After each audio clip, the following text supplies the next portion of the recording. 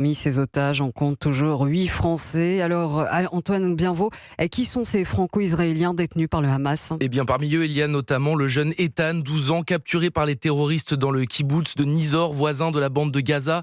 Il est otage depuis plus de 40 jours maintenant, tout comme Sahar et Erez, 16 et 12 ans, qui ont été enlevés dans le même kibboutz le 7 octobre.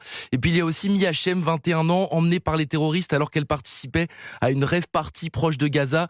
Sa mère, Kerem Shem, franco-israélienne, était à Paris il y a quelques jours pour demander la libération de sa fille. Je ne sais pas si elle est en vie, si elle est morte. Je ne peux plus attendre, même pas une heure de plus. Il faut que Mia, ma fille, revienne à la maison. Je n'en peux plus d'attendre. Ce qui se passe en Israël pourrait arriver ici demain. Donc nous devons être tous solidaires pour arrêter cela et pour ramener tous les otages chez eux. Kerem Shem, la mère de Mia, qui avait aussi été reçue il y a 3 semaines à l'Assemblée nationale.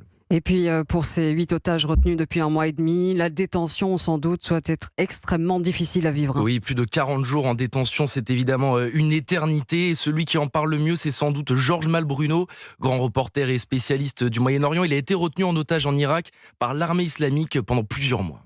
Au bout de 30 jours, on a surmonté le choc des premiers jours et donc on commence à rentrer dans une perspective de détention un peu plus longue en se disant on a réussi à surmonter le choc de la détention, de la capture, des premières nuits, des premières secousses psychologiques, etc.